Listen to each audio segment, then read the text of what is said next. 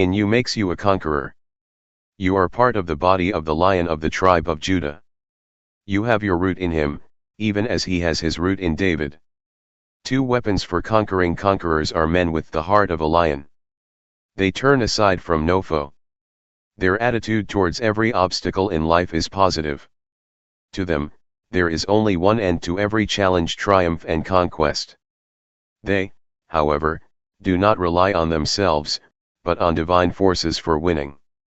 They have their backbone, which when removed, they crumble like every other natural man. What is the conqueror's backbone? The conqueror has two major weapons for conquering. Fearlessness. We live in a world where the fearless reign and the fearful live as slaves. Fear is a thief and a robber. It robs great men of their great destinies. It brings a glorious future to naught. It holds kings captives. The man who will conquer is the one who will not be afraid. The man who will walk on the water and not sink is the one who will give no place to fear. The man who will not be burnt by the fire is he who knows no fear. If you will not fear, you will not sink. If you will not fear, you will not burn. If you will not fear, you will conquer. Fearlessness is the conqueror's backbone for exploits and achievements. Elijah was a great man of God.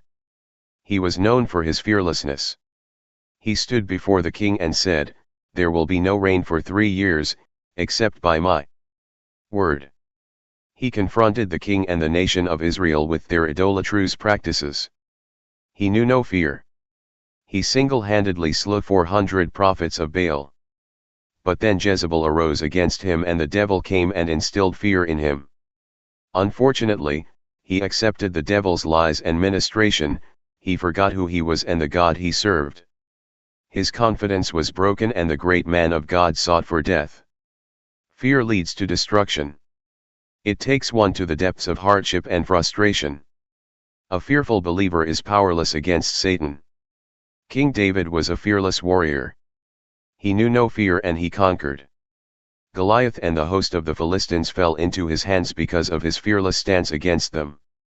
Jesus Christ knew no defeat. He was fearless in the face of every situation. He was told, "The child is dead, do not bother to come." But he replied, "Fear not, only believe." He was told that Lazarus had been buried 4 days, and again, he said, "Fear not, if you will believe, you will see the glory of the Lord." John 11:40. Only the fearless are able to bring down the glory of God. Fear is a spirit. Resist it and you will prevail in every circumstance of life. Fear not, be not afraid, and thou shalt not fear are paramount orders to warriors. Heed them. When fear comes knocking at your door, send it fleeing in the name of Jesus. Cure for fear. It is not enough to resist fear. Resisting fear without knowing the basis for your resistance is an exercise in futility. All matters have to be attacked from the root, to ensure permanent deliverance. What then is our basis for fearlessness? What is the root of fear and what is the cure for it? The presence of God. Have you noticed that whenever you are afraid, it is because you are not really sure of the presence of God? It happens mostly when you have fallen into an unconfessed sin. You might even have confessed it, but sin conscious makes you doubt that God could be with you. Remember Adam in the Garden of Eden. He knew no fear until he fell into sin. Sin came and with it fear. He hid from God in fear. He hid from the animals in fear. Fear comes when one is not sure of the presence of God. It therefore follows that the presence of God drives away fear. But you are assured of the presence of God. He has said, "I will never leave thee, nor forsake thee." Hebrews 13:5. Jesus re-emphasized this by saying, "Lo, I am with you alway, even unto the end of the world."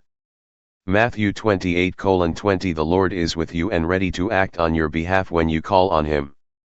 When Jesus was sending forth his disciples after his resurrection, the first thing he told them was, "All power is given unto me in heaven and in earth. Go ye therefore, lo, I am with you alway, even unto the end of the world."